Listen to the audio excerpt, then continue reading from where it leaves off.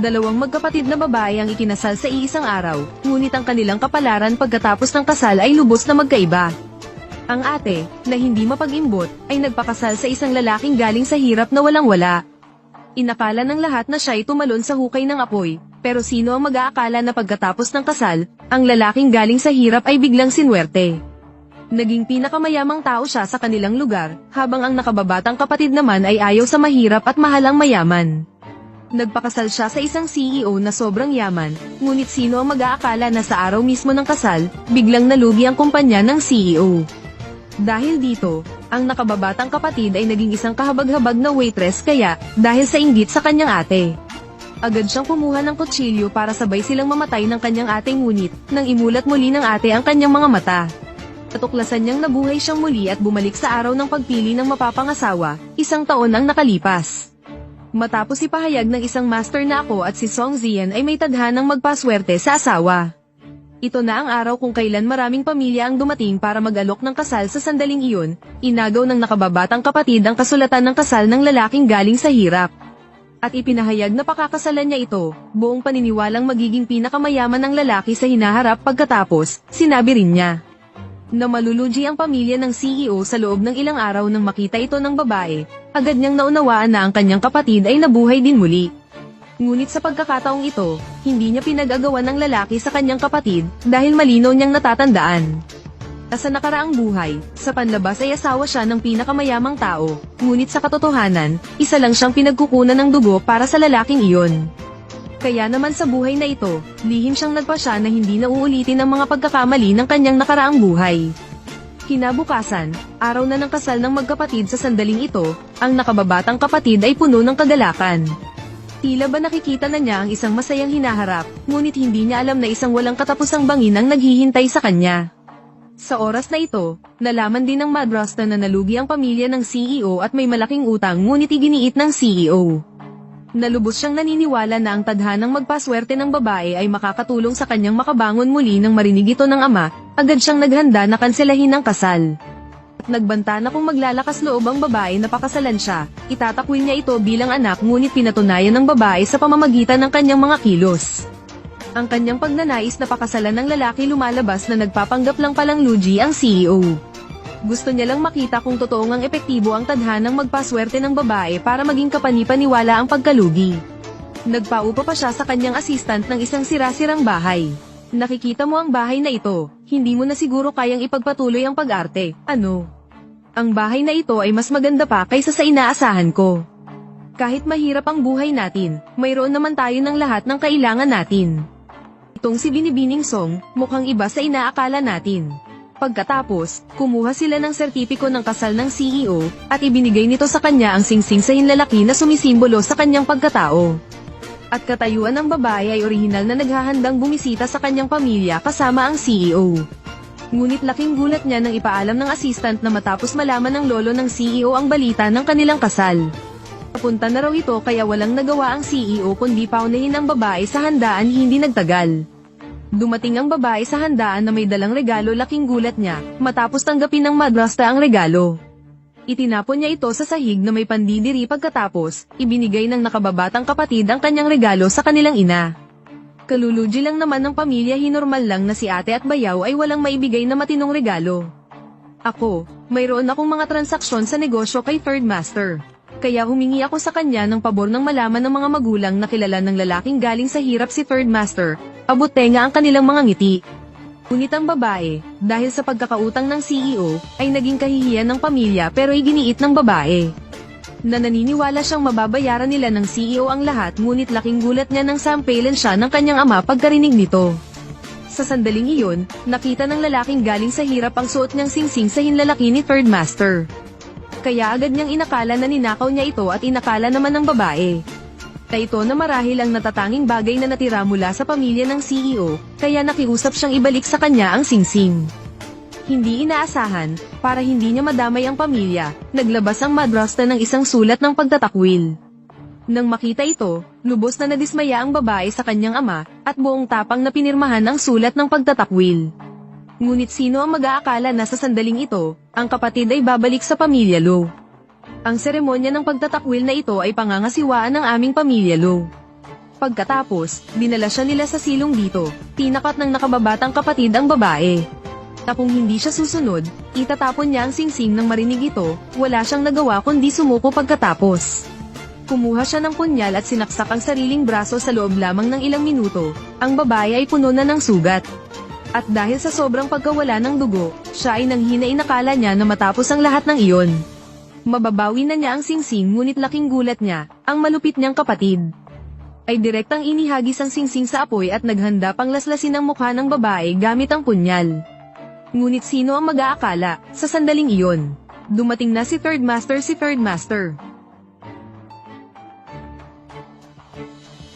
Ang lalakas ng loob ninyo ang tao ko, naglakas loob kayong galawin.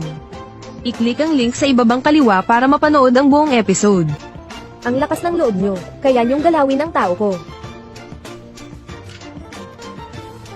Ang lakas ng loob nyo, kaya nyong galawin ang tao ko. Hishichen. Anong kailangan, Sanye? Akala ko ba'y nalugi na, si San Xiao ng pamilya He.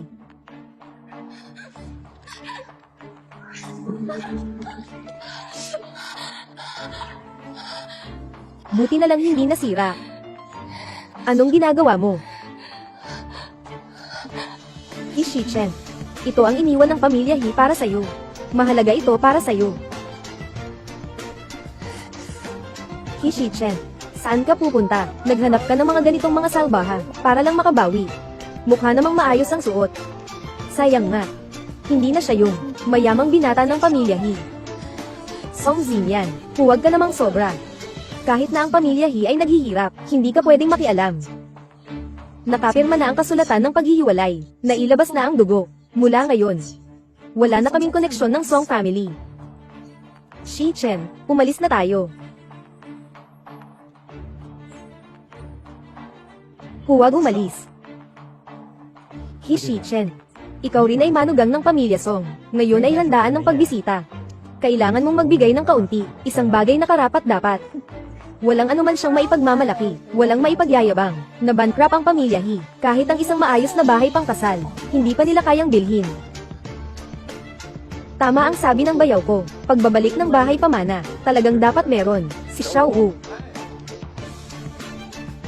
Nagbigay si Sanye ng 3 marangyang cruise ship, 3 mamahaling sasakyan, at may cash na 888,000 bilang regalo sa pagbisita. Paano mangyayari yun?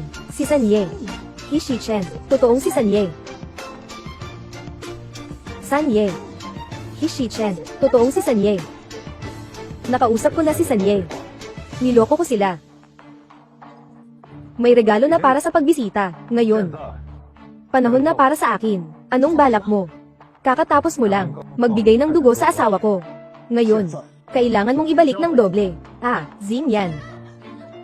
Luyu, tulungan mo ako. Ito. Ipapadala ko sa inyo, mag-ina, naway magtagumpay ang pamilya Song. Sa ilalim ng lupa, 1,000 tail ng pilak.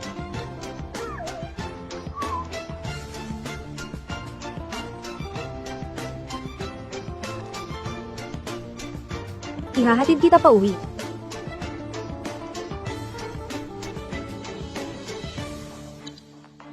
Iunat mo ang kamay mo.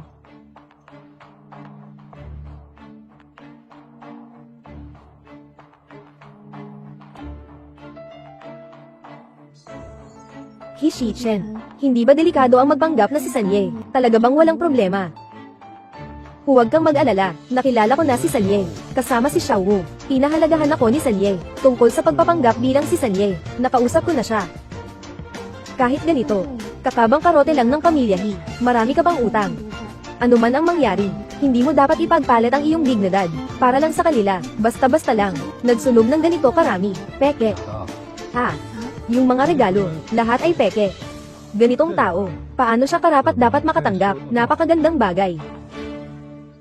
Ngunit, totoo ang pagkabangkarote ng pamilya He. Totoo iyon. Naiinis ka ba? Siyempre hindi, Hishichen. Mag-relax ka, basta't magtulungan kami ng asawa ko. Naniniwala ako na ang pamilya He ay tiyak na makakabalik sa rurok nito sa lalong madaling panahon.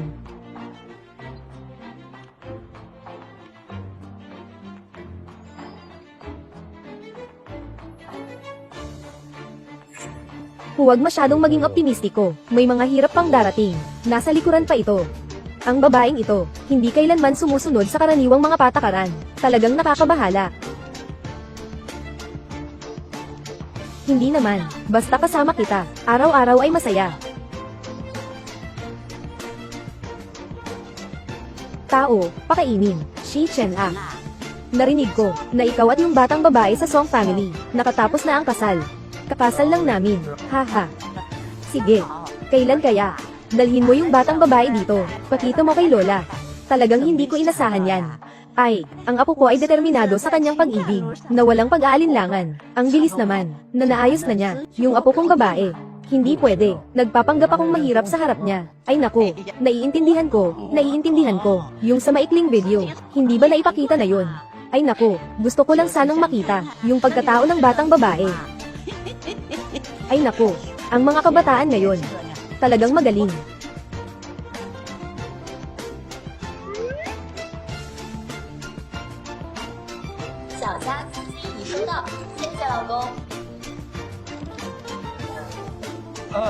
Magpatuloy sa pagpupulong.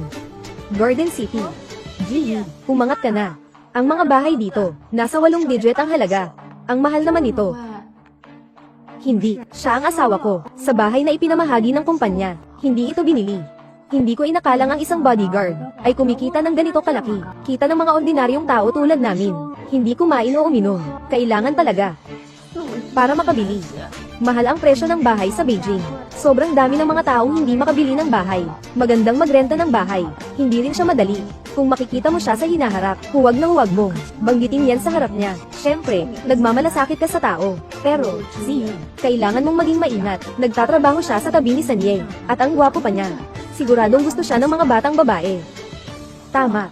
May reunion tayo mamaya. Huwag mong kalimutan. Pagtitipon ng mga kaklase. Oo.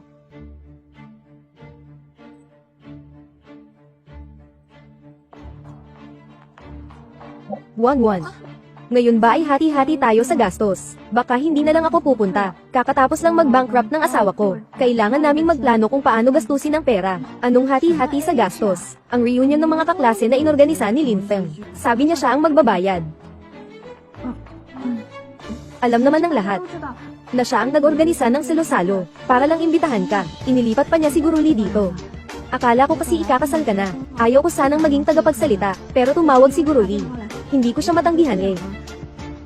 Kung talagang ayaw mong pumunta, pwede pang magbago ng isip ngayon. Naintindihan, dito na. Sige na.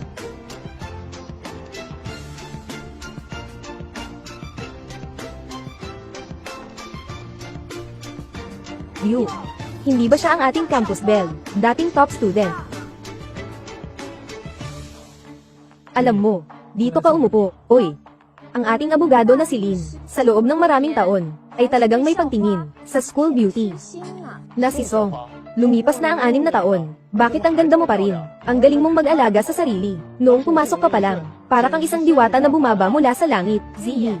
Katatapos lang natin mag-usap kanina, noong nakaraan, ikaw ay isang matalinong estudyante, ikaw ang pangalawa sa ating paaralan, na nakapasok sa Tokyo University. Ngayon, saan ka nagtatrabaho?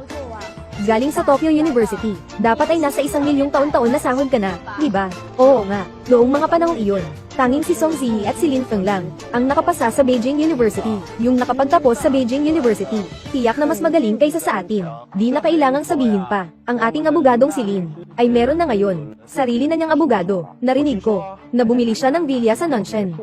Ngayon, nagmamaneho siya ng mahabang Maybach na nagkakahalaga ng higit sa 1 milyon. Si Song Ziyi, nasaan ang boyfriend mo? Nasa tabi ng ating magandang school flower. Dapat ay hindi ka kulang sa mga lalaki, di ba? Wala akong boyfriend. Kasado na ako.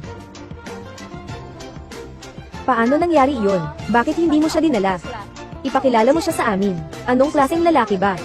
Ang makakapagpakuha sa ating magandang dilag, mapang-asawa na. Oo, si Song Ziyi, tumawag. Tawagan natin lahat para magkasama-sama. Sakto naman, nandito na kayong lahat. Di ba gusto nyo makita kung ano ang hitsura ng asawa ni Song Ziyi? Mukha bang ganito? Abala siya sa trabaho. Sa susunod, sana ay magkita tayo muli. Abala sa trabaho. Hindi naman siguro na hindi siya makikita. Naghahanap lang ng dahilan. Narinig ko na napakaganda niya. Lahat ay umaakyat sa matandang lalaki. At ikaw?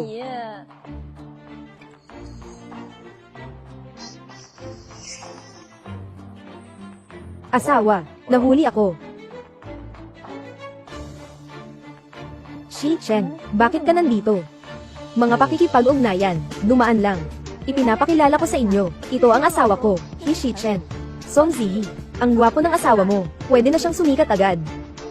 Magandang araw, kilala ko ng mga kaklase ni Ziyi sa high school. Hindi ko alam, saan ka nagtatrabaho? Hindi naman masasabing mataas ang posisyon. Sa tabi ni Sanye, para lang makakain. Sa tabi ni Sanye, hindi ito basta-basta tao, na kayang harapin siya. Anong ginagawa mo dyan? Noong una, kami ay nag-apply para sa graduation interview. Nag-submit ng resume. Hindi nakapasa sa initial interview. Kaya natanggal kami. Ang mga pangangailangan sa pagkuha ni Sanye ay napakataas. Maganda ang mga benepisyo. Di ko alam kung ilang tao ang nagsiksikan. Lahat gustong pumasok. Sabi nyo, sobrang dami. Si Sanye ang galing. Kasama ang asawa ni Song Ziyi. Walang kinalaman sa kanila. Isang empleyado ng kumpanya. Gaano kaya kalaki ang taunang sahod? Sa kabila ng lahat, hindi pa rin siya kundi isang manggagawa. Si Attorney Lin ay nagtatag ng sarili niyang law office.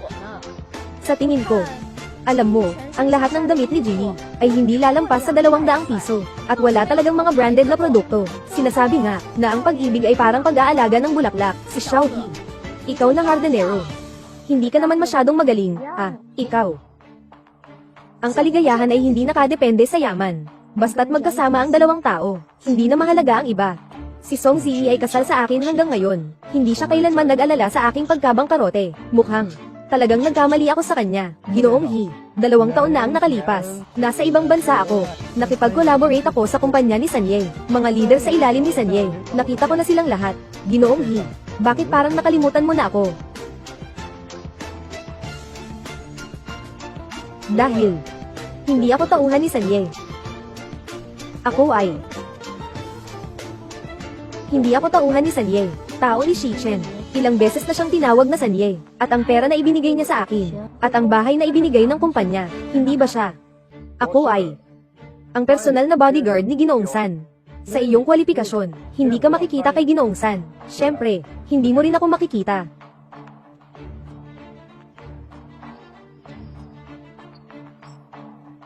Parang ang taas ng tingin sa sarili, kahit anong sabihin. Isa lang namang amoy pamat na bodyguard. Mahina ang loob. Parang aliping alaga.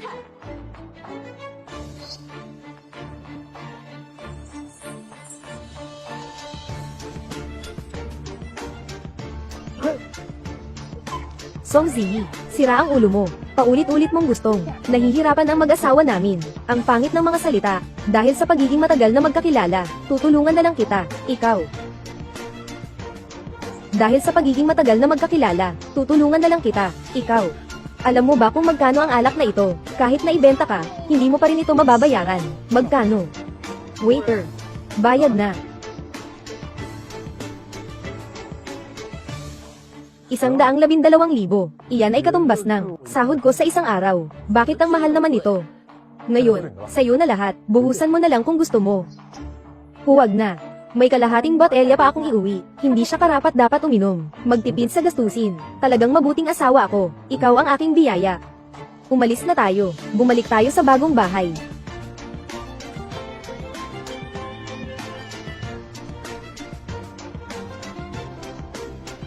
Song Shiyen, huwag mong sirain ang mabuting bagay ko. Hindi ka makakatulong sa swerte ko. At mas lalo pang nakakasira ng mood ko. Lumayo ka na. Song Shiyen, huwag mong sirain ang mga plano ko. Hindi mo ako matutulungan. Tapos sinisira mo pa ang mood ko. Lumayo ka.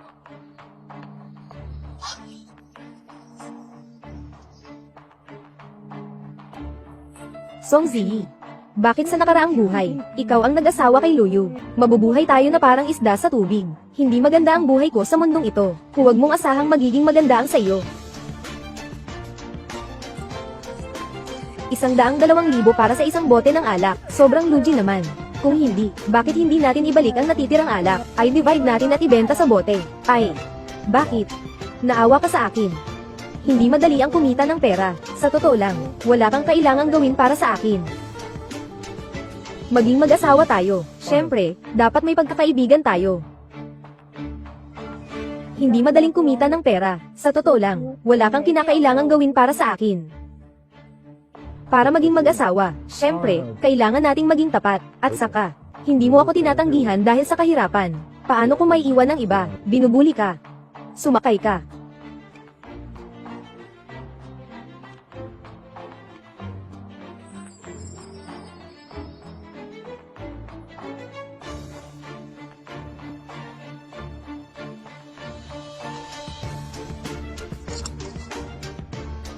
Sa nakaraang buhay, inisip ni Luyo na ako ay isang handog para sa pagbabago ng kapalaran.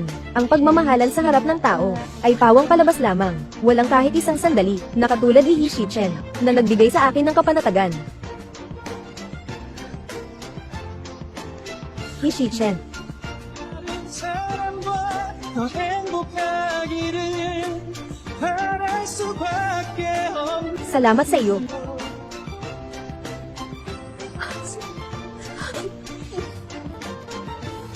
Song Ji-hee. Para sa atin, tagumpay ng pamilya Lo. Nasa iyo na ang lahat, mabait na kapatid. Ninakaw mo ang aking buhay. Kukunin kita. Ibabalik mo lahat sa akin.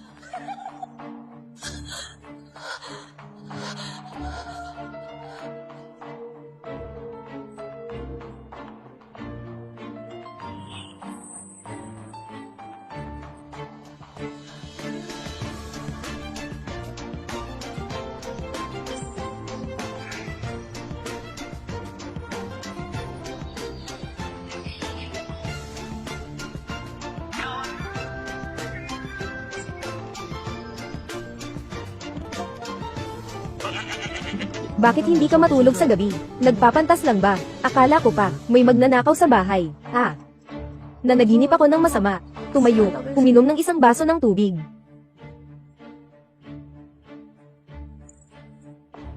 Noong bata pa ako, nananaginip ako ng masama. Ganyan ang lola ko. Nilalagay niya ang panyo sa mata ko. Mag-alala ka. Nandito ako. Walang makakapang-api sa'yo. Lola, walang mata, basta bumangga sa kotse ko. Ang kotse kong ito ay nagkakahalaga ng milyon. Nasira mo ang lumang pader mo, kaya mo bang bayaran? Song Shiyen, anong ginagawa mo? Nang aapi ng matanda sa kalye, may konsensya ka pa ba? Budi, Song Ji-hee, ikaw na laging nakikinabang. May mukha ka pang makipag-usap sa akin tungkol sa Budi. Sigurado akong alam mo na kapag ikinasal ka kay Luyo, ikaw ay masisipsip. Ginawa mo ito ng sinasadya. Hindi ko dapat siya malaman na ako'y muling isinilang. Kung hindi, tiyak na gagawin niya ang ginawa niya sa nakaraang buhay, na gustong patayin ako. Anong sinasabi mo, ate, tungkol sa kasal na ito? Hindi ba ikaw ang pumili? At saka, nawalan na ng yaman ng pamilya Ikaw ay nagpakasal sa kanya, ngunit wala kang kayamanan tulad ngayon. Iyan ay swerte mo lang. Sasabihin ko ang totoo, nakita ko na, paraan para magdala ng swerte. Ang magagandang araw ko, nasa hinaharap pa. Ikaw nga. Sumama kay Hishichen, maghintay ka na lang ng parusa. Kaya pala kanina ako, nalito sa manugang. Sabi ko na nga ba, yung batang si Shichen, imposibleng bulag. Ayos lang ang batang ito. Lola, nandito na, bumangon ka. Mag-ingat ka. Lola, ayos ka lang ba? Batang babae. Sobrang gutom na ako. Maaari bang bigyan ng pagkain? Opo, Lola, sumama ka sa akin pauwi. Halika, Lola, umupo ka muna. Kukunin ko ang pagkain mo. Sige.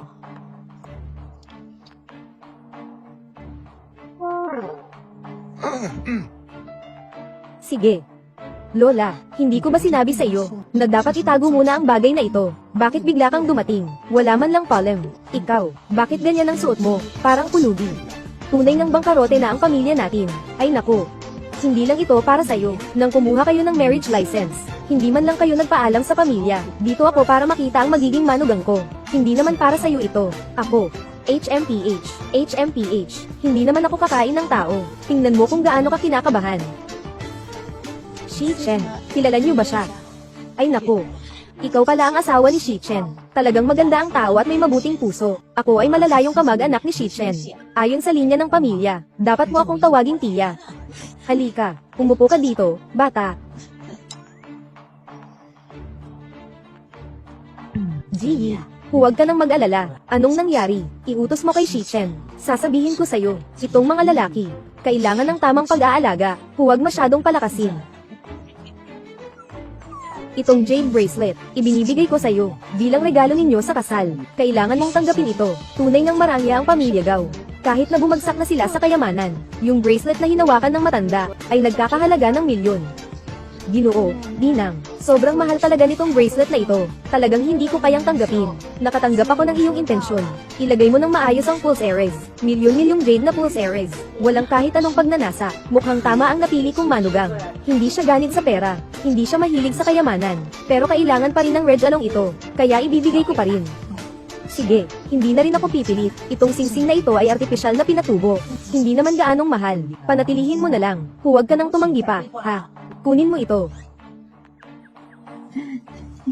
Ilagay mo lang. Lola, anong klaseng bagay ito na pinalaki ng tao? Hindi ba ito noong nakaraang buwan, na ikaw at ang royal family ng UAE ay nagtaas ng presyo, at kinuha ito? Huwag masyadong makialam. Ito ay regalo ko para sa aking manugang. Masaya ako. Masaya ka pa nga. HMM. Buwisit na bata, huwag mong babunlayan ng aking manugang. Naalala mo ba? HMM. Manang, huwag kang mag-alala. Si Shichen ang pinakamabuti sa akin. Sige, nakapagpapahinga na ako. Ako. Ganito ba talaga ako kaganda?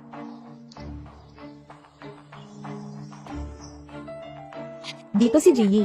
Mabilis na. Kapag naantala ka pa, huli na. Hindi mo pa sinabi sa akin kung bakit ka nandito. Ano bang nangyayari? Hindi mo pa alam, di ba? Ngayon, darating si Ginoong San para mag-inspection. Nakita mo na ba? Lahat ng iyon. Lahat ay nandito para kay Sanye. Si Sanye. Ang boss ng Shichen. Bakit siya pinupuntahan? Naghahanap ng trabaho. Siyempre, para gumawa ng pagkakataon. Si Sanye ay hindi pa kasal hanggang ngayon. Single pa. Ngayon ay pumunta ang club. Maraming mga socialite at mayayamang anak. Akala mo ba naglalaro lang sila ng tennis? Kailangan din ng tamang pagkakataon sa pag-aasawa. Kung walang pagkakataon na makilala, paano magkakaroon ng swerte? Si Sanye ay bata, gwapo pa, gwapo at mayaman pa. Parang piraso ng masarap na karne yan. Sino ang hindi magkakagusto? Tama nga, hindi ba nagtatrabaho ang asawa mo sa Shengyu Group? Nakita na niya si Sanye. Tama ba ang mga balita na, napakagwapo niya? Sabi-sabi lang ba? HMM. Si Ginoong San.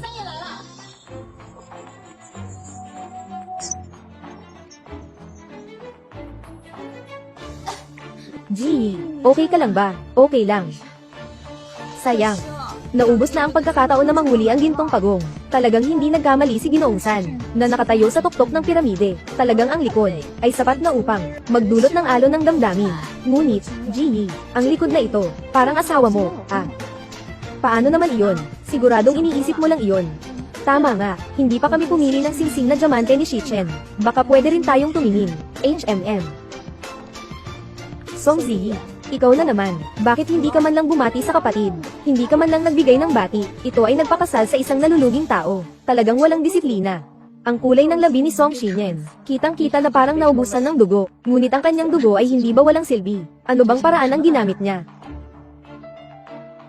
Itong tindahan ng alahas ay pag-aari ng kamay ni Sanye. Kahit ako, hindi ko basta-basta mapipili. Ikaw, kaya mo bang bilhin? Mukha kang medyo mapatla. Baka kailangan mong maglagay ng lipstick.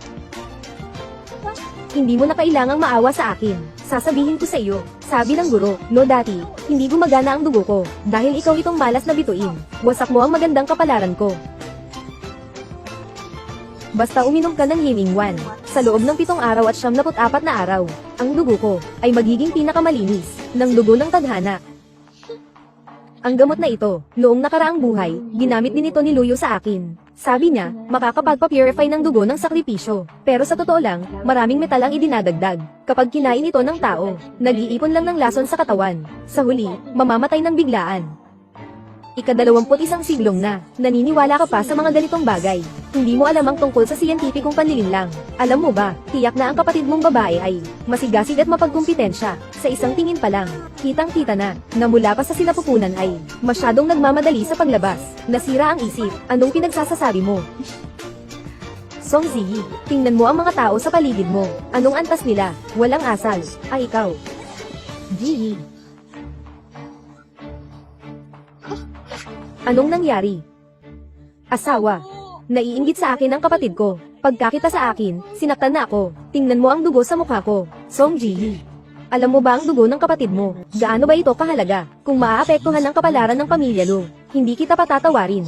Luyu, wala ka pang karapatang turuan ako. Ang labis na kasamaan ay tiyak na magdudulot ng sariling kapahamakan. Itong salitang ito ay para sa inyong dalawa. 1-1, umalis na tayo. Huwag kang umalis. Nawawala ang singsing sa kamay ko. Ano? Ginoosan, nasa panganib ang ginang. Sino mang manggahas na humawak sa akin, mukhang naghahanap sila ng kamatayan. Sinubukan kong isuot, pero ito ay limitadong edisyon mula sa kanilang bahay, na espesyal na dinisenyo ng designer para kay Ginoong-san. Para sa kanyang magiging asawa, nag-aalinlangan ako na ang singsing na ito ay nasa kanyang bag. Ginoong Song, wala kang sapat na ebidensya. Bakit mo pinagdududahan si Jimmy? Bakit nga ba? Dahil wala siyang pera, pero naglakas loob pa rin pumasok sa ganitong mamahaling tindahan ng alahas. May mga tao kasi, kapag hindi nila makuha, lalo pang gustong makuha, habang tinitingnan, maaaring magkaisip na ng masama. Talagang mukhang mahirap ang suot niya. Kanina pa hindi pinapayagan ng teller na maglingkod. Hindi naman kaya talaga siyang magnanakaw. Ate, ikaw lang ang lumapit sa akin kanina. Siguradong nasa iyo ang singsing na ito. Ilabas mo na. Napakamahal niyan. Hindi ito biro. Kung kailangan mo ng pera, pwede kitang tulungan. Pero hindi mo pwedeng mawala ang dangal ng pamilya namin. Miss, ikaw po, pakibukas po ang bag. Makikipag-ugnayan kami sa pagsusuri. Noong una, akala ko, hindi niya naasawa si Song Zi. Pinayagang siyang magbawas ng dugo. Medyo nakalulungkot. Ngayon, nakikita ko na, ganitong masamang babae, na nakipag-ugnayan pa sa akin noon. Talagang nakakadiri.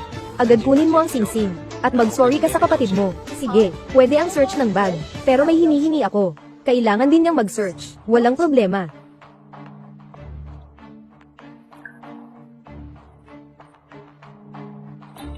Ito. Paano mangyayari to?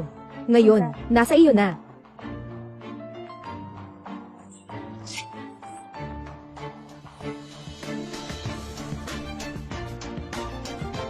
Paano ito napunta sa bag ko? Sabi ko na nga.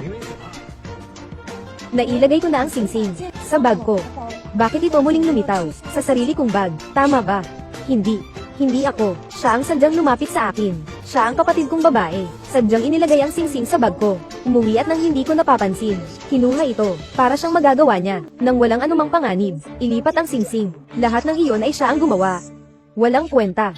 Isang buong araw, lagi niya akong ginagambala at pinapahiya. Akala mo ba lahat ng tao ay tanga? Pero mas matalino ang kapatid mong babae, kaysa sa iyo. Jihia, humihingi ako ng tawad para sa kapatid mong babae. Ngunit, sa tingin ko, sayang na pinakasalan mo si He Shichen. Yung walang silbi, talagang sayang. Naisip mo na ba na maghanap ng ibang tahanan? Dahil nga nakipag-areglo na ako kay, kumuha na ng lisensya si He Shichen. Kaya handa na akong mamuhay kasama siya, basta't hindi niya ako saktan, at tratuhin ng maayos, kahit siya'y mayaman o mahirap. Sa buhay na ito, ako'y para lamang sa kanya. Ang ganda ng sinasabi, pero kailangan mo ring tingnan kung may kakayahan ba ang iyong mahirap na asawa na protektahan ka.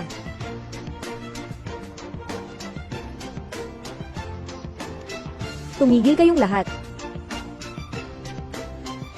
Ginoong-san.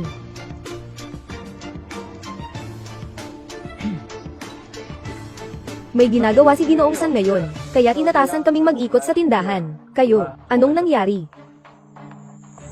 Oo. Itong ginang ito, siya ay inakusahan ng pagnanakaw. Kaya, ngayon ay nagsasagawa tayo ng investigasyon.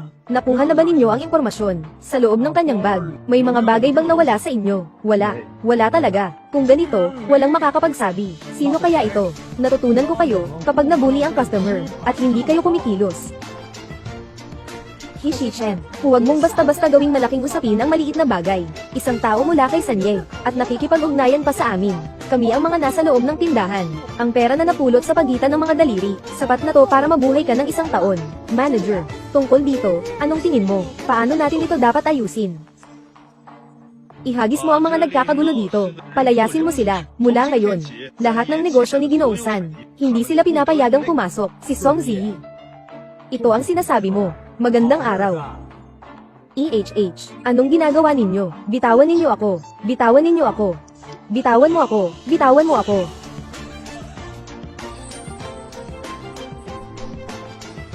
Sabi ko na, hindi ko hahayaan na may mang-api sa'yo.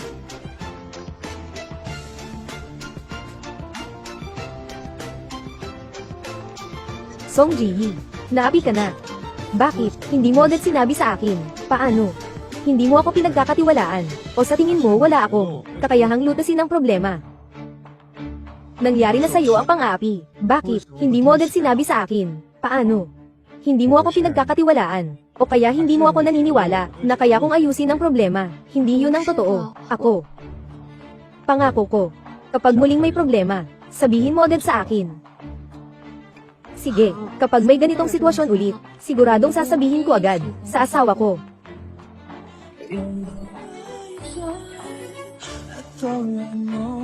Ikaw. Anong sinabi mo kanina? Oh, pasensya na. Kung ayaw mo naman, pwede naman akong.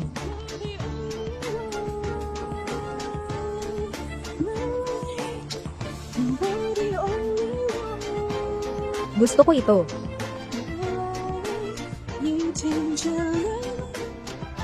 O nga pala, ngayon, nung nagpunta ako sa tindahan ng alahas, dumating din si Ginoong San.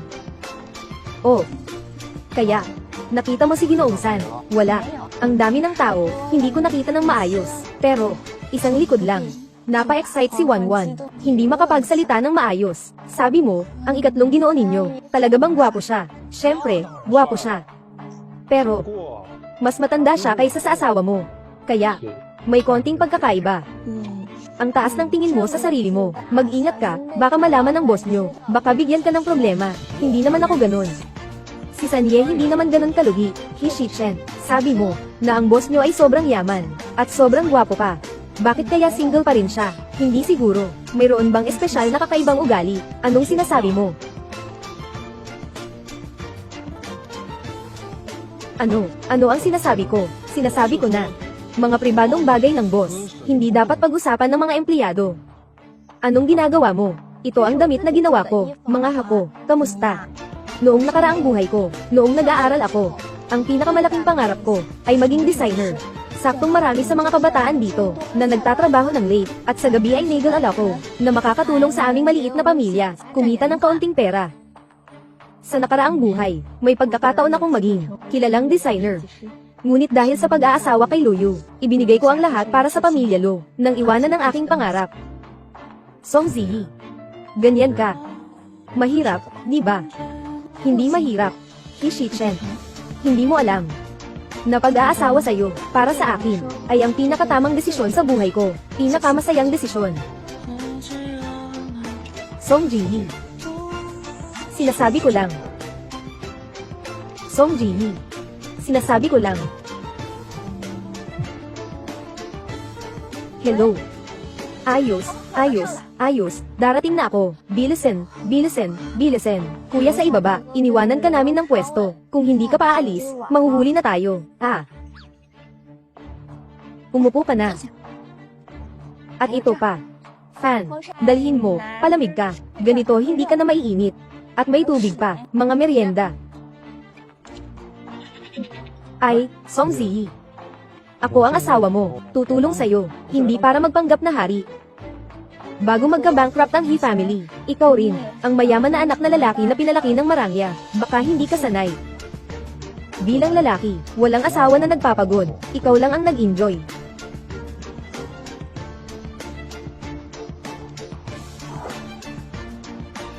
Dito, huwag palampasin ang pagkakataon. Lahat ay pwedeng pumunta at tingnan. Tingnan mo. Ay, guwapo. Bumili ka ng isa. Single ka ba? Gusto mo bang tumingin? Salamat, guwapo. Oh. Talagang naibenta ka na niya. Ang buhay ng mga manggagawa ay talagang mahirap.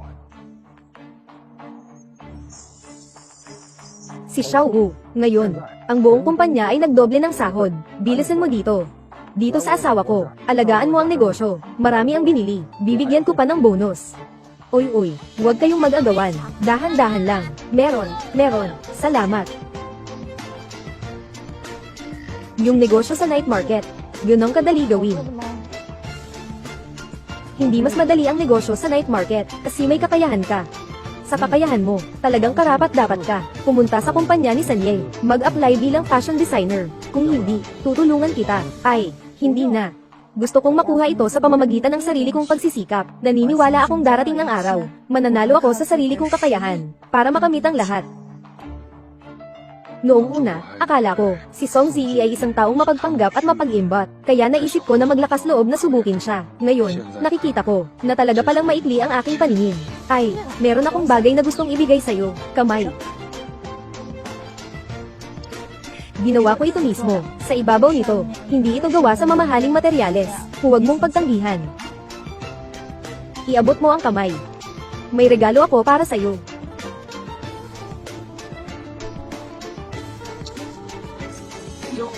Stay away from me. Don't Singsing ng kasal, pamanang kayamanan. Noong huli tayong kumuha ng lisensya, hindi ko na naibigay sa'yo. Oh, how I take it all. Don't wanna stay away from you. You're all I have, but Song Ji-hee. Sana tayo ay magpatuloy sa ating kasal hanggang sa dulo.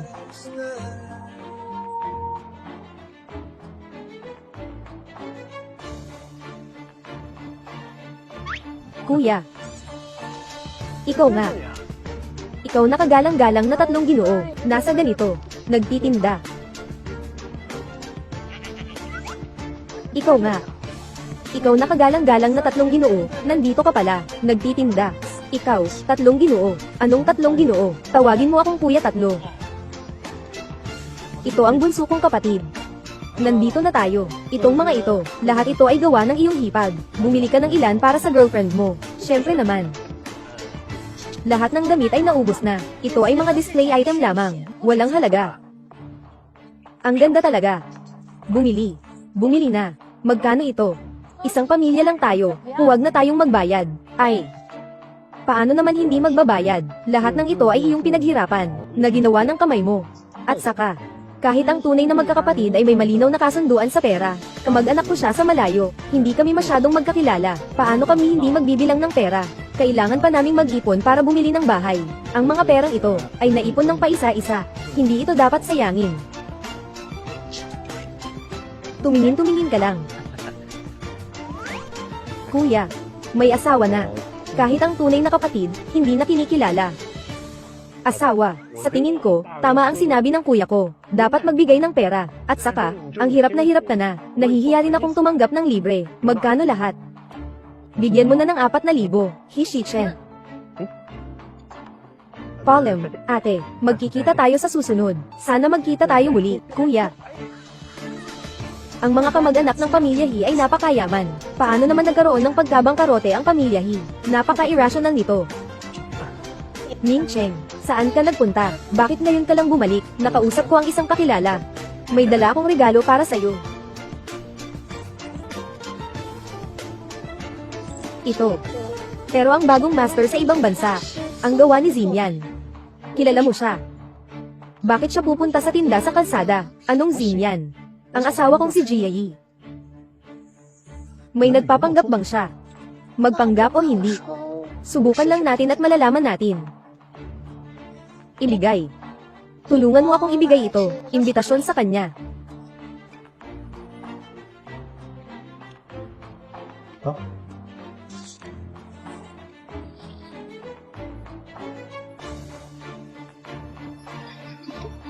Ang malaking bituin na si Zia ay nag-imbita sa akin, na dumalo sa kanyang shooting ng advertisement, at sa bagong designer. Sama-sama tayong gumawa ng disenyo. Paano mangyayari yun?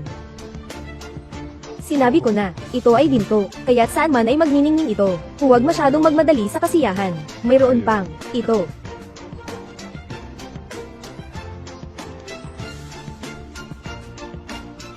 Ito ay, grupo ni Sanye. Oo, dinadala ko ang iyong disenyo. Sa kumpanya, nakita ni Sanye at sabi niya, hindi pwedeng hayaan na mawala ang ganitong talento. Kaya, tinatanggap ng hindi sumusunod sa karaniwang proseso. Libre sa interview, libre sa internship, diretsong maging regular. Maraming salamat talaga, asawa, para kang swerte kong bituin.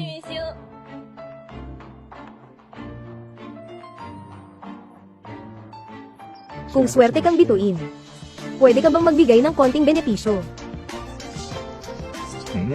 Hindi pa sapat. Gusto ko pa. Marami pang iba.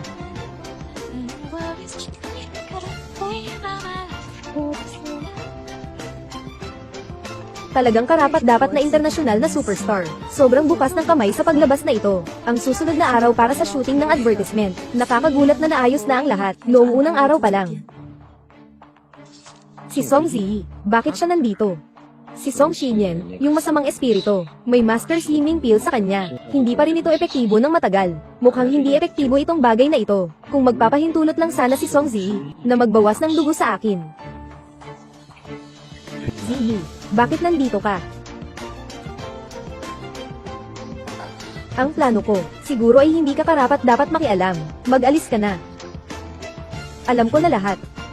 Ang dapat sanang pakasalan ko, ay hindi ang kapatid mo, kundi ikaw. Huwag kang masyadong malayo. Halos mag-asawa na tayong lahat. Bakit ganyan ka kalamig? Nandito lang ang kwarto ko. Baka naman, makipag-usap tayo sa taas. Ginoolo, magpakita ng respeto. Kung hindi ka paalis, aakyat na ako sa pulis. Song Ziyi, anong ginagawa mo? Asawa, okay ka lang ba? Tumalikod ka na. Paglabas mo pa lang, hindi na maganda ang mangyayari. Ikaw, masamang kapalaran. Hindi ka makapagpalit ng dugo. Anong silbi mo? Araw-araw, sinisira mo ang mga plano ko.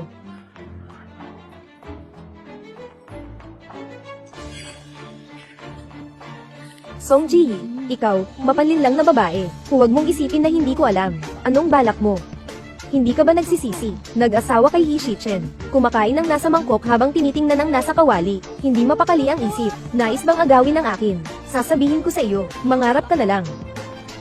Ano ang hawak mo sa kamay? Imbitasyon ni Zia.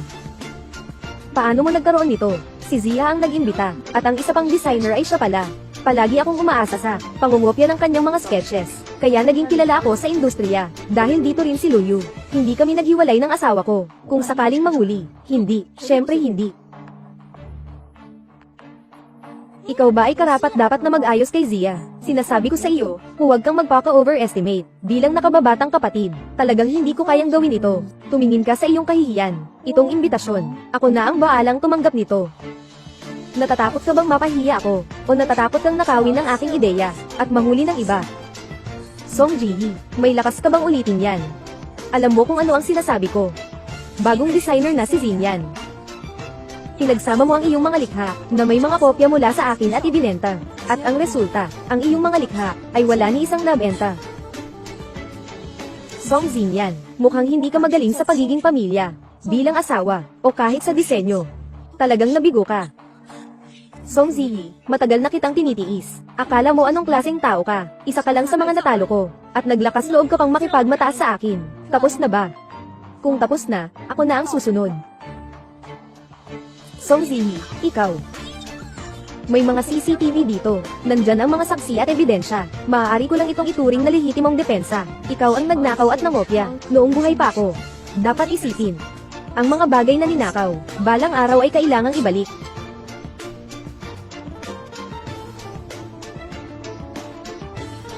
Song Ziyi, gusto kong punitin ang iyong bibig. Nawawalan na ng gana sa iyo si Luyu. Isipin mo, kung ikaw ngayon, ay mag-aaway sa oras na ito, gagamitin ba niya ang pagkakataon para maghiwalay kayo? Song Xinyan, sa nakaraang buhay, pinag-isipan mo ng mabuti. Ang buhay na nakuha mo, talaga bang nasiyahan ka?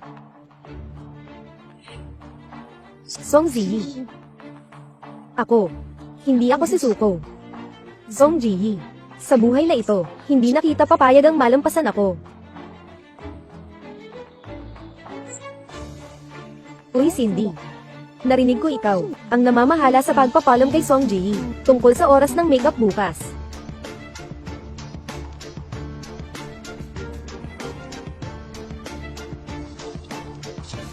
Sikat na bituin na si Zia, pinakamainit na galit ko ang mga taong hindi punctual. Song Xinyan, sinadya niyang ipaalam kay Director Ziyu, ang maling oras, para lang mapahiya ka, at tuluyang mawalan ng pagkakataon.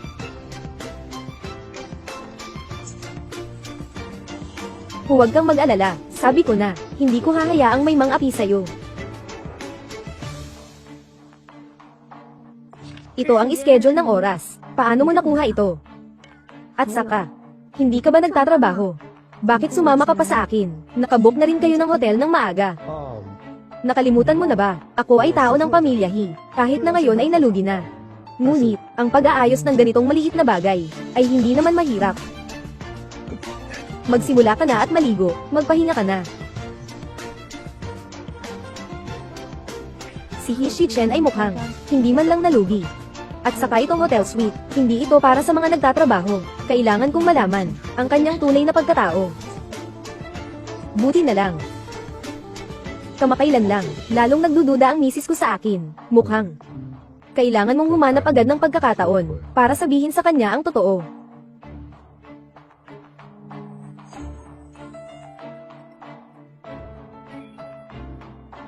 He Mincheng.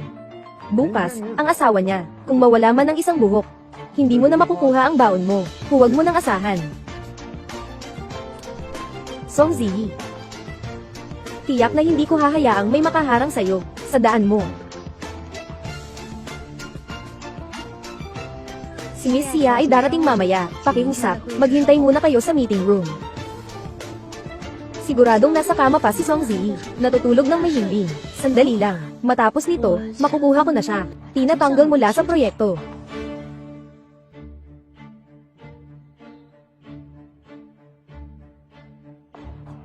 Ate, mukhang mabibigo kita. Bakit ka nandito? Saan ba ako dapat narito? Kahit na malaman ni Song Ziyi, ano naman kung malaman niya, nabili ko na ang lahat, ang manager ni Zia, marami siyang paraan para ayusin siya. Nasa makeup pa si Ginang. Zia, mahalaga ang oras. Sasabihin ko na lang ng diretso. Naiwan si Ginang. Shinen, tungkol sa iyo, si Song Ziyi. Hindi ka karapat-dapat. Sayang naman, Song Ziyi. Binibining siya, hindi mo pa nakita ang aking mga gawa. Paano ka makakapaghatol ng basta-basta, kahit anong gawa? Isang baguhang designer, hindi ka karapat-dapat. Lin, kailangan mong bigyan ng pagkakataon ang tao. Kung hindi, mag-ayos ka na lang ng pagkakataon. Sige na. Dahil sa malaking designer na si Zian, dahil sa pagbibigay ko ng mukha sa'yo, pagbibigyan kita ng isang beses.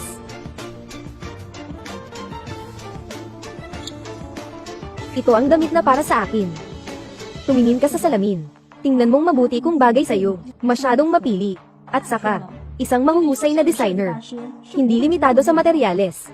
Nandito na ang damit. Kaya mo bang baguhin? Sa iyo na yan. Song Ziyi, ang oportunidad na ito, tinulungan kitang makuha. Kung hindi mo mapakinabangan, huwag mo kaming sisihin.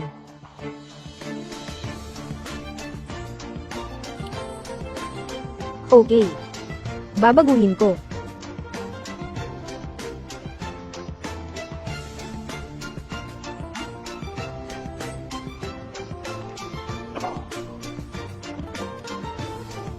Tapos na ang pagbabago.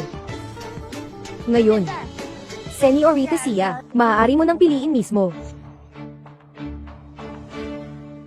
Magkukuha lang ng gunting. Akala mo naman ay international na master na. Sasabihin ko sa iyo, basura ay basura. Hindi ka aakyat sa buong buhay mo. Tigil. Hipag. Pinsan.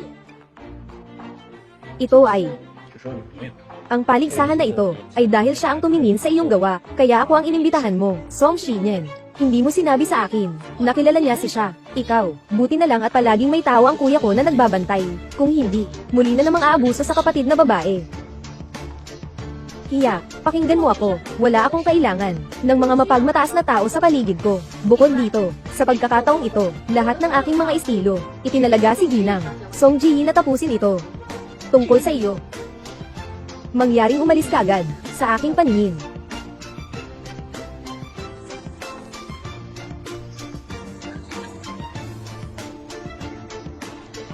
Song Ji.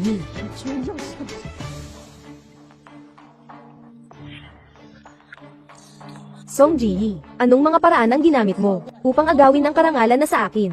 Ninakaw mo ang aking mga likha. Pinababa mo ako sa harap ng pakikipagtulungan. Tinanggal mo ako. May mukha ka pang magsalita na ito ay iyong karangalan. Ako. Lahat ay umaasa sa kanilang kakayahan.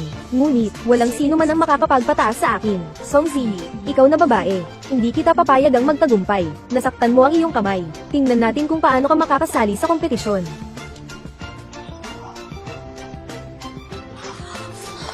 He Shichen, ayos ka lang ba? Huwag kang mag-alala. Ginang, Song. Ipahanda mo ang abogado nyo. Maghanda siya. Bago pa man mabankrupt ang pamilya He, binilhan ako ng napakamahal na insurance. Naghihintay ako, may mga tanga, na sumasalungat sa baril.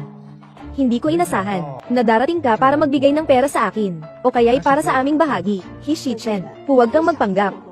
Ikaw na walang tahanan, saan ka naman makakakuha ng napakamahal na insurance policy? Gusto mo akong gawing tanga, walang paraan. 100 milyon, 100 milyon. Paano naman magiging ganito kalaki ang halaga? Kahit na ako, mawawalan ng lahat, hindi ko pa rin kayang bayaran. Luyu, kailangan mo talagang tulungan ako. Matagal ko nang sinabi sa'yo, huwag kang gumawa ng padalos-dalos, na nakakaapekto sa akin. Tungkol sa bagay na ito, kailangan mong maghanap ng paraan. Song Ji, ikaw na mabait na tao, hindi kita papayagang maging masaya.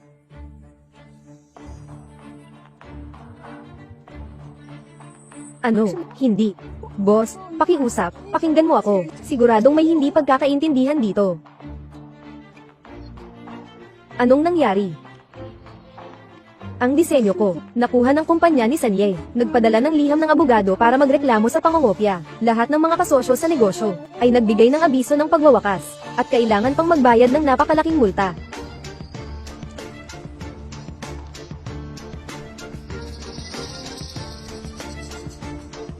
Anong nangyari? Si Song Xinyan ay tinawag ng kumpanya ni Sanye na nagpatigil sa buong industriya. He Shichen. Nawala si Song Xinyan. Ikaw ba ang may gawa nito? He Shichen. Nawala si Song Xinyan. Ikaw ba ang may gawa nito? Kung ako ang may kakayahan, matagal na sanang pinalayas ang pamilya Lo. Bakit kailangang maghintay hanggang ngayon? Palaging inaalagaan ni Ginoong San ang kanyang mga tauhan. Marahil, ngayong pagkakataon, ay hindi na niya matiis pa, kaya ipinagtanggol ka niya. Siguro sobra lang talaga ang iniisip ko. Sobra ang iniisip, at hindi ito magandang bagay. Bakit hindi? Tulungan kita na mag-relax.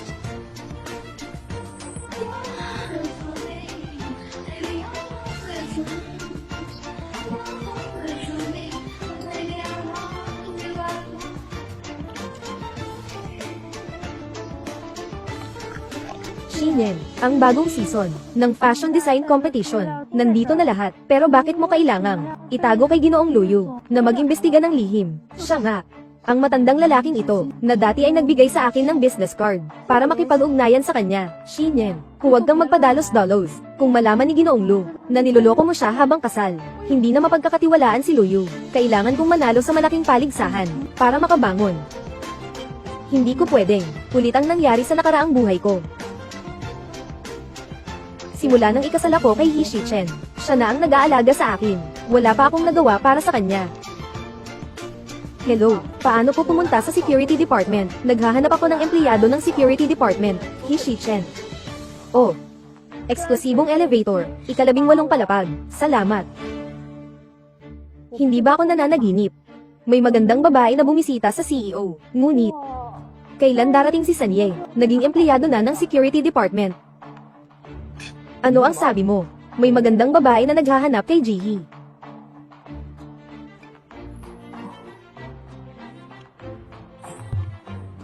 Hello, malapit na po kayo sa 18 na palapag, Ginang.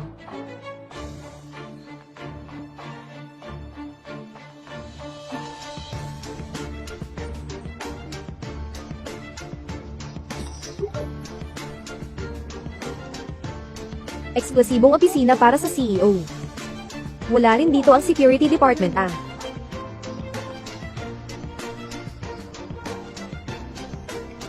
He Shichen. Bakit ka nandito sa opisina ng presidente? Wala akong magawa, nababato ako. Kaya't naglinis ako ng opisina. Ang laki ng kumpanya ni Sanye. Wala bang pinapasok na kasambahay? Sanye kasi, ayaw niya ng mga estranghero. Ako ang kanyang personal na bodyguard. Ako lang ang gagawa nito. Ikaw ang maglilinis. Kailangan mo pang magsuot ng tsinelas. Xiaoyi. Hinahanap na kita buong hapon. Bakit hindi mo pa nalilinis ng maayos? Xiaoyi. Nandito na si Ginang. So, Si maliit na Hi. Hanggang dito na lang ang klase mo ngayon. Ako ang bahala. Bibigyan kita ng isang araw na pahinga. Ay, hindi na kailangan. Saktong-sakto. Maaari ba akong maglibot sa opisina ni Shichen? Oo. Basta't hiling ni Miss Song. Gagawin namin ang lahat para matugunan ito. Ano? Opisina. Ito ang lugar kung saan nagtatrabaho si Ginoong Hi. Saan ako pupunta? Gumawa ka ulit ng opisina para sa kanya. Hi Shichen. Hindi ka naman ayaw, di ba? Hi Shichen. Hindi ka naman ayaw, di ba? Gusto ko. Dala mo ba ang lunch na may pagmamahal para sa akin? Hindi ba? Tara, kain tayo sa kantina. Pagkatapos, ipapakita ko sa'yo ang opisina ko. Sige, pasayahin mo ako sa paglibot. Okay, tara na.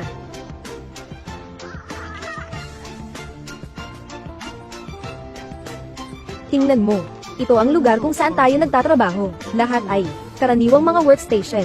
Walang espesyal dito. Nasaan ang iyong workstation? Gusto kong maglibot sa aking workstation. Nasa? Ay, nandito ang workstation ni Xiaohi, Miss Song, Paki. Hi Shichen. Bakit parang nararamdaman ko, mas alam niya ang tungkol sa trabaho mo, kaysa sa alam mo sa sarili mo? Wala. Magandang araw, Ginang Song. Maligayang pagdating, Ginang Song. Shichen. Mga katrabaho ninyo, ganito ba talaga kamaalab? Ito ang kultura ng aming kumpanya. Sa pakikitungo sa mga pamilya ng mga katrabaho, dapat parang sa sariling pamilya. Tama ba, mga kasama? Umupo na kayong lahat. Umupo. Madalas ka bang mahigpit sa opisina? Tinitingnan ka nila. Parang ikaw ang boss ng kumpanya. Huwag kang mag-alala, mahal. Ikaw ang kampyon ng paligsahan ngayon. Sigurado akong ikaw ay mayroong siyang na tiyak, ha? Ginoong Leo, para sa kaligtasan, hindi mo ba alintana kung magre-record ako? Para sa kaligtasan, hindi mo ba alintana kung magre-record ako? Ikaw. Dahil ako ay nagsakripisyo, dapat may kapalit ito. Kapag nanalo ako, ibabalik ko agad ang video.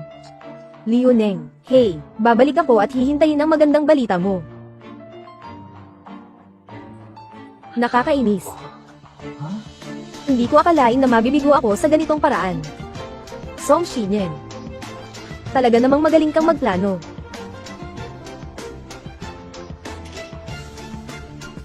Song Ziyi. Kahit na isakripisyo ko ang lahat, hindi kita papayag ang makamit ang iyong nais. Matapos ang pagsisiyasat, si Song Shichen ay pumasok at lumabas sa hotel kagabi, kasama si Hukom Liu Neng. Mukhang nagbigay siya ng suhol sa hukom, para makuha muli ang karapatan na sumali. Sobrang lakas ng loob niya, na makipagsabuatan sa akin. Itong si Liu Neng, hindi ka natatakot, ha? Ibigay ang balitang ito, ipinahayag kay Luyu. Ituring mo na itong regalo para sa kanya. Ituring mo na itong regalo para sa kanya. Sige, at saka, sa komite ng Fakwang, naghihintay pa rin ako ng iyong sagot, kung ikaw ay dadalo, bilang isang misteryosong bisita ay maaari, sa kondisyon na, kailangan kong makasama si Song Ziyi, sa entablado. Ayos. Tara. Kukunin si Ji para sa kompetisyon. Wow. Talagang hindi nagkamali sa pagiging boss, kahit sa simpleng pagkain, may dating ng malalaking negosyong usapan. Asawa, tingnan mo, ano ang sabi ko? Hindi ako kailanman matatalo kay Song Ziyi. Hindi kita bibiguin. Song Shichen, si Sanye ay isang malaking tao. Ang komite ng mga hurado ay magagalit sa kanya para sa iyo. Hindi mo ba naiisip na may kakaiba sa bagay na ito? Ano? Si Song Ji ba iyon? May sinabi na naman siya sa iyo. Huwag mong ilihis ang atensyon sa kanya tuwing may nangyayaring problema. Nagtatanong lang ako kung may ginawang hindi tama dito o may nilabag. Sinta, alam ko ang iniisip mo. Huwag mo akong hayaan na malaman kung ano ang ginawa mo tungkol sa aking mga bagay. Kung hindi, alam mo ang magiging resulta.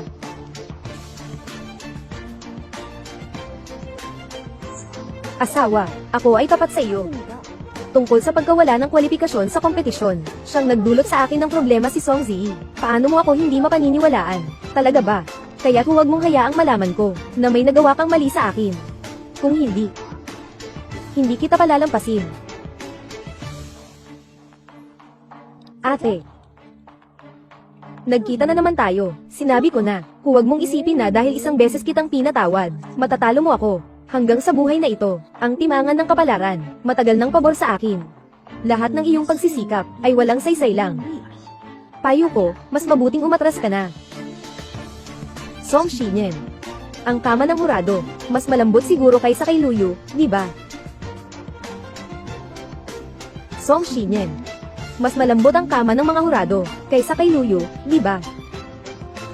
Walang pakialam sa mga bagay ko, mas mabuti pang mag-spray ka ng pabango, para matakpan ang amoy mo. Ang amoy ng pagtataksil, talagang matindi, ha? Ano sa tingin mo, gaano pa katagal magiging bulag si Luyu? Isang babae na walang pakinabang, at nagtaksil sa kanya, mananatili ba talaga siya sa Lu family? Talaga bang mananatili? Nandito ka na. Dumating ka na. Ano ang sinabi nyo? Narinig ko na lahat. Ano ito? May kaibigan ako sa Yonyu Hotel. Noong nakaraang gabi, nakasalubong ko si Song Shinyen. Kung gusto mo, maaari kong ibigay ito kay Sanye. Kanselahin ang kwalifikasyon ni Song Shinyen sa kompetisyon. Hindi kailangan. Ang magandang palabas na ito. Syempre, mas masaya kung ito ay personal na mapapanood. Ang suot ni Miss Song sa kompetisyon ngayon, talagang napakaganda.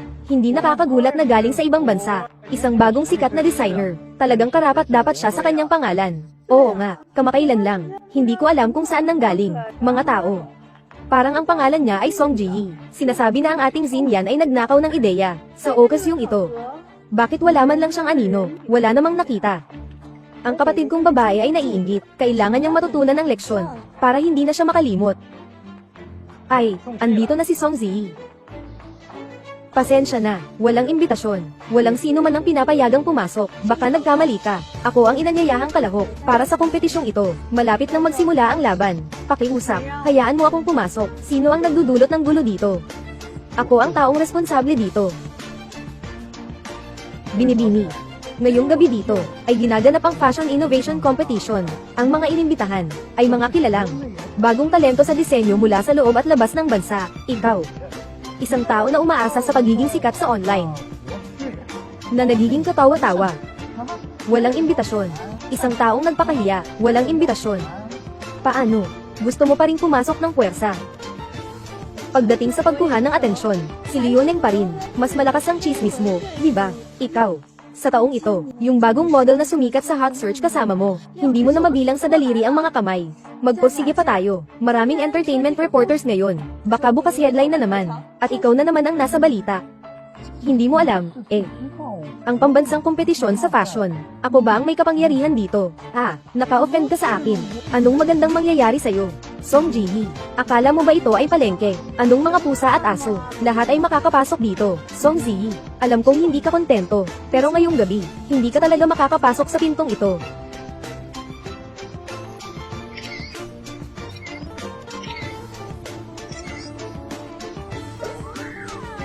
Sino? Sabi nilang hindi makakapasok si Song Ji. Ano ba ang ibig mong sabihin, Song Ji? Hindi naman ito ang bago mong kafling, di ba? Tumahimik ka, ito ay si Sanye. Si Sanye pala ay, ang misteryosong bisita ngayong gabi. Kumuha ka ng larawan. Hindi ko alam kung sino ang mapalad. Mapalad ang makatanggap ng parangal mula kay Ginoong San. Binibining Song. Sa gabing ito ng kislap. Hindi ko alam, kung may pagkakataon, na makasama ka sa pagdalo. Ito si Ginoong San. Bakit siya kasama si He Shichen? Ang ganda ng pagkakahawig. Sinabi ni He Shichen na ipaalam ko sa iyo, na hindi siya magseselos. Siya iyon. Sadyang pinapanta niya ako. Salamat kay Sanye. Sa ibang araw, ako at si Shichen. Siyempre, personal kaming magpapasalamat. Leoneng, kung sakaling si Song Ji talagang makipag-ugnayan kay Sanye, hindi na tayo makakaahon. Baka, pati ikaw at ako ay mapapahamak. Mag-isip ka ng paraan. Si Sanye sa pangkaraniwan, pinakainis sa kanya kapag ginagamit siya para sa publicity. Song Ji, kung gusto mong umakyat sa mataas, hindi ako tatanggi na tulungan ka. Ngayon, tanggapin natin ang pagbati sa ating misteryosong panauhin ngayong araw, si Sanye, at ang mga designer sa ilalim niya, Ginoong Song Ji. Tingnan ninyo, Shenzhou Entertainment Channel. Ang kasuotan ni Sanye at Song Ji, mukhang magka-love team ang suot nila. Sadyang swerte o sinadya ni Song Ji, para magpasikat, baka hindi pa rin sigurado. Ang damit na ito ay dinisenyo, at inayos mismo ng designer. Sinasabi nilang wala siyang pakana. Hindi ako naniniwala. Hindi ito ang lugar mo, para magsalita ng walang kwenta. May ebidensya ka ba? Kaya agad siyang pakawalan. Siyempre may ebidensya ako. Darating din si Sanye bukas ng gabi. Sasamantalahin ko ang pagkakataon na lapitan siya. Tulungan mo akong kumuha ng maraming litrato para sa publicity. Kahit gaano pa kalaki ang bayad, kailangan kong makuha ito. Pamagat sa unang pahina bukas. Hindi ito ang boses ko. Sinasabi na binayaran ko ang mga paparazzi. Kung gayon, pakipakita ang ebidensya. Mga tala ng transaksyon. Katibayan ng kasunduan. Kung wala, sasampahan kita ng kaso ng paninirang puri. Mga bagay na hindi dapat makita. Siyempre, walang kasunduan sa paglipat ng pera. Iyan ay pera na ibinigay mo sa akin. Song Ziyi, kahit na ikaw ang kapatid ko, hindi ko maaring patuloy na takpan ka. Song Ziyi, kahit na ikaw ang kapatid ko, hindi ko rin papayag ang ipagtanggol ka pa. Gusto mong sumikat sa pamamagitan ng iskandalo. Song Ziyi, ang sama mo talaga. Mga babaeng naghahanap ng pera, lumayas kayo sa mundo ng fashion. Layas ka na. Hoy hoy hoy. Ginoo-san, hindi ba ikaw ang palaging galit sa mga taong may masamang intensyon? Si Song Ziyi na ito, ginamit ka niya para muling sumikat. Talagang napakasama niya. Tama ba ako? Oo nga. Ginoo-san, hindi ko ginawa iyon. Maniwala ka sa akin.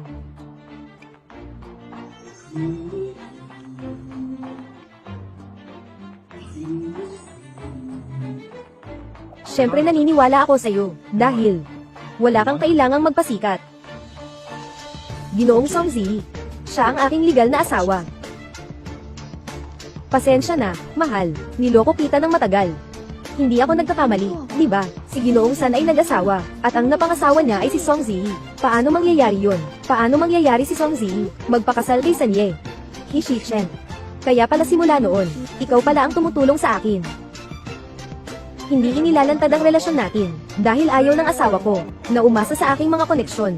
Gusto niyang umasa sa sariling kakayahan, patunayan ang sarili. Ngunit ito rin ay nagbigay ng pagkakataon, sa ilang masasamang tao. Ngayon ay gagamitin ko ang pagkakataong ito, upang ipahayag sa lahat. Si Song Ziyi ay ang babae ko.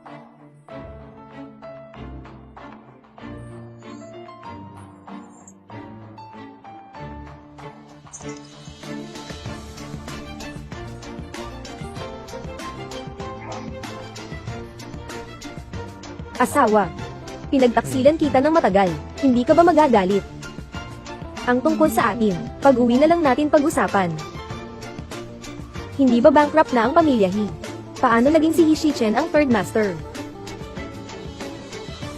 Dapat si Song Ziyi yan. Naghanap siya ng tao para magpanggap bilang third master. Wala siyang karapatang magpakasal sa third master. Tumahimik ka. Tanga ka naman. Sino ba ang magpapanggap bilang third master? Tapos na tayo. Tapos na talaga ito. Naka-offend tayo kay Sanye. Mukhang wala ng pag-asa ang pamilya Lo. Dahil sa iyo, babae. May mga tao talagang nasanay na sa tahimik na buhay. Sobra na sila.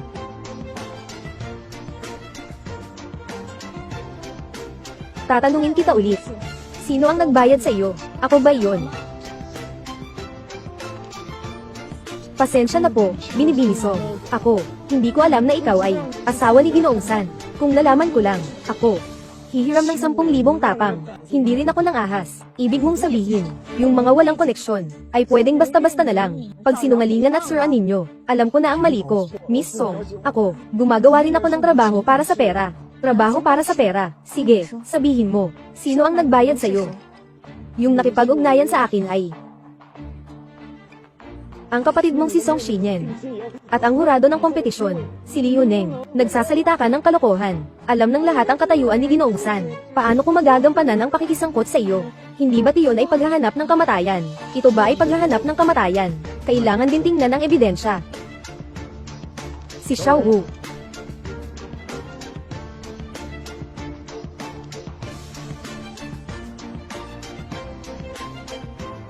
Ginang, Song, ngayon. Naiisip mo pa bang inosente ka? Mahal.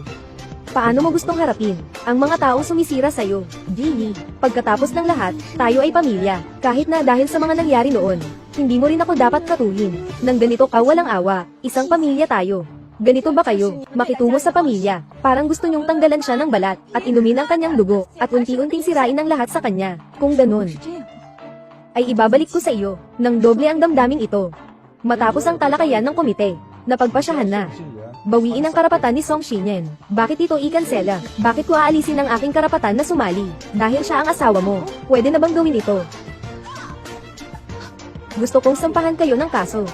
Song Shinyen, bago ka magsampa sa amin, nais kong hilingin sa lahat na tingnan muna ang malaking screen. Si Luyu ay talagang, hindi ako pinapansin. Mawawalan din ako sa kanya balang araw.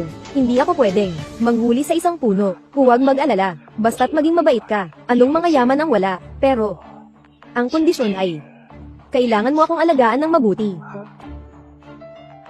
Song Shinyen, ikaw na babae, paano mo nagawang mandaya sa akin? Husband, pakinggan mo muna ang paliwanag ko. Ako ay pinilit. Lahat ito ay gawa ni Song Zi. Inakusahan mo ako ng kasinungalingan.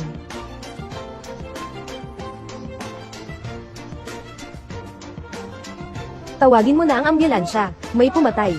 Dugo. Tingnan mo. Dumudugo si Song Shinyen. Hindi siya. Nabuntis ba? Talagang umiikot ang langit at lupa. Kahit ang Diyos ay hindi na makatiis. Si Song Shinyen ay buntis sa kanyang anak. Paano niya magagawa iyon? Si Luyu ay palaging makasarili. Ang nangyari kay Song Shinyen ngayon ay dahil sa kanyang sariling mga pagkakamali.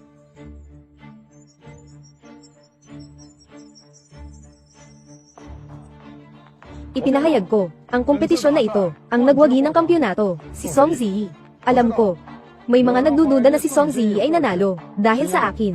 Kaya't gamitin natin ang datos upang magsalita, si Song Zi. Mga disenyo niyang gawa, sa buong mundo, nakuha ang pinakamataas na boto, sa loob ng isang oras, nauubos lahat.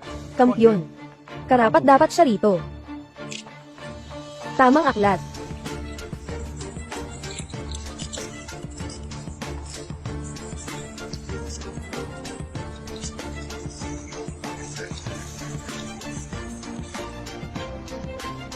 Hindi na iligtas ang bata. Pasensya na. Tapos na ang laban, di ba? Nanalo si Song Zi. Dahil sa wala kayong awa. Huwag niyong sisihin ako. May hawak akong mga tao mula sa pamilya Lu. Lahat ng maduming balita, gusto ko si Luyu. Sabay kaming mamatay.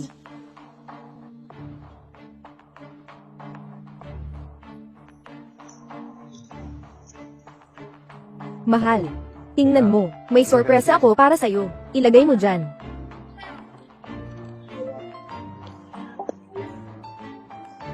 Mahal. Pangulo, mayroon pa akong gagawin. Uuwi na muna ako. Wife, huwag ka nang magalit. Hindi ko rin sinasadya. Hishi-chen, ang galing mo sa pag-arte. Isang buwan na tayong kasal. Hindi ko pa alam yan. Nandyan lang ang presidente.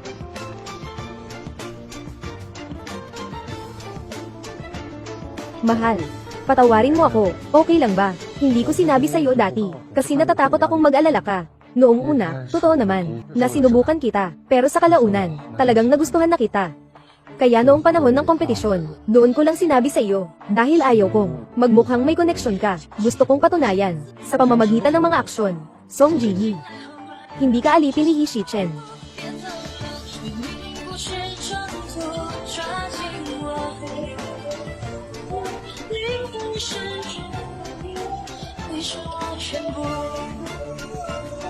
Sadyang nahihikayat ako sa'yo.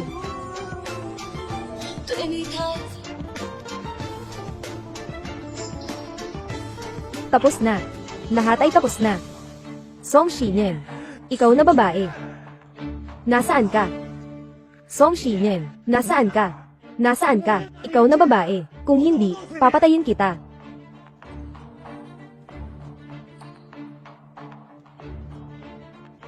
Papatayin mo ako. Akala mo ba umabot ako sa puntong ito? Natatakot pa ako. Kung hindi dahil sa'yo, na pinakasalan mo ako, mababait na sana ako sa'yo. Ang pamilya Lu ay nandito ngayon, dahil sa'yo. Karma mo yan. Hindi mo alam, di ba, sa nakaraang buhay, ang pinakasalan mo ay si Song Ji. Lahat tayo ay muling isinilang, siya ang nag-iwan sa iyo. Ikaw na baliw. Ikaw ang nagwasak ng lahat. Ikaw ang nagwasak ng lahat.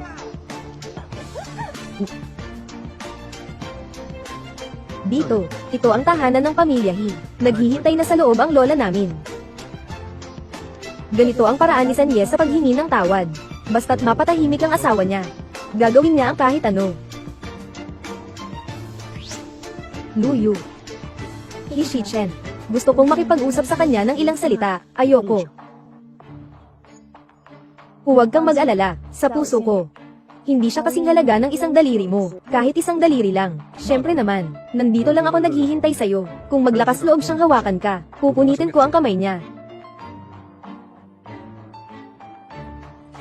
Gigi, alam ko na. Tiyak na darating ka para makita ako. Kung may sasabihin ka, sabihin mo na ng diretso. Gigi. Nabankrupt ang pamilya Lu. Ang bahay at sasakyan ay kinumpis ka ng korte. Wala akong mapupuntahan. Kaya, balak kong lumabas ng bansa, pero gusto kong kasama ka. Tungkol sa mga bagay sa nakaraang buhay, naalala ko na lahat. Magsimula tayong muli, okay ba? Okay ba? Song Ji-hee. Sa nakaraang buhay natin, napakamasaya natin. Ang ganda ng Lu pamilya dahil sa'yo. Ganyan ka kay Song Xinyan. Siguradong may puwang pa ako sa puso mo, tama ba? Wala akong pakialam kung mayroon kang iba. Wala akong pakialam kung ikinasal ka sa iba. Basta't bumalik ka. Bumalik. At hayaan mong ipagpatuloy mo ang pagsipsip sa aking dugo, Lu Yu. Nasa iyo na ang araw na ito. Lahat ng ito ay bunga ng iyong mga aksyon. Ang pinakamagandang bagay sa muling pagsilang ko ay ang makita kang mas mabuti pang mamatay, Song Ji. Akala mo ba ay nagpakasal ka sa mayamang si Yi Shichen? Makakalimutan ka niya ba? Isa ka lang sa mga laruan niya. Isa lang kitang bagay. Lu Yu. Pinapakiusapan kita, huwag mong subukan pang hawakan ang asawa ko ulit. Sasabihin ko sa'yo, hanggang sa huli mong buhay, parang mas masahol pa kaysa mamatay. Lu Yu, binalaan kita, kung maglakas loob ka pang hawakan ang asawa ko kahit isang beses, ipapaalam ko sa'yo na ang buong buhay mo ay magiging mas masahol pa kaysa mamatay. Lu Yu, sa nakaraang buhay, umasa ka sa aking dugo para umunlad. Ngayon, lahat ng ito ay bunga ng iyong makasarili at ganit na pag-uugali.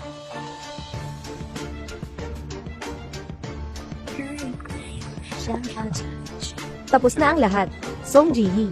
Mula ngayon, ikaw na lamang ang mayroon ako.